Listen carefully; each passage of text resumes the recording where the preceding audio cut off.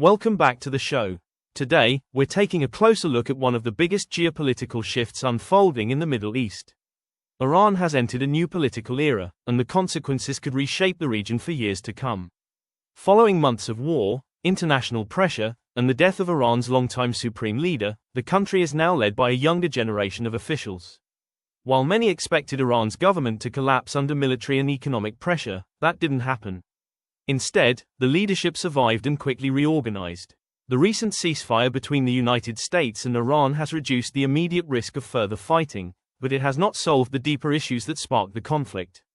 Tensions remain high, especially around Iran's nuclear program, regional influence, and security in the Persian Gulf. What makes this moment different is not just the end of a war, but the beginning of a new chapter inside Iran itself. The country's new leaders are viewed by many analysts as more pragmatic and more focused on protecting the state than on revolutionary ideology.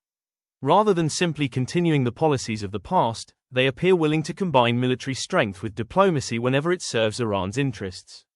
During the conflict, Iran demonstrated that it was prepared to respond aggressively to attacks, targeting military facilities across the region and threatening vital shipping routes. Those actions reminded the world that Iran still has significant leverage despite years of sanctions and international isolation. At the same time, the government has shown an interest in negotiations. Officials understand that rebuilding the economy is essential. International sanctions have severely damaged businesses, reduced investment, and made everyday life increasingly difficult for millions of Iranians. If ongoing diplomatic talks produce a broader agreement, Iran could gain sanctions relief, recover frozen financial assets, and increase oil exports. Such changes would provide much-needed economic support and could strengthen the government's position at home. However, challenges remain. Many young Iranians continue to demand greater freedoms, economic opportunities, and political reform.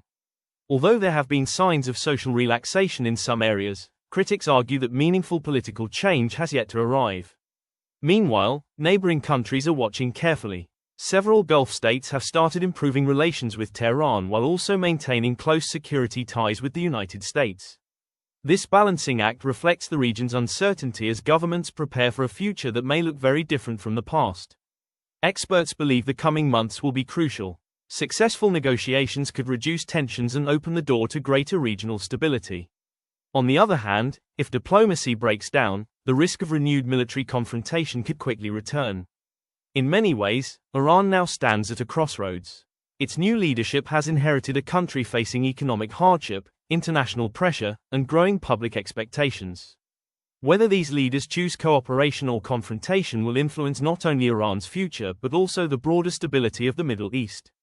For now, the ceasefire offers a rare opportunity for diplomacy, but lasting peace will depend on difficult compromises, mutual trust, and political decisions that are far from guaranteed. Thank you for listening. If you enjoyed this analysis, don't forget to subscribe, and I'll see you in the next episode.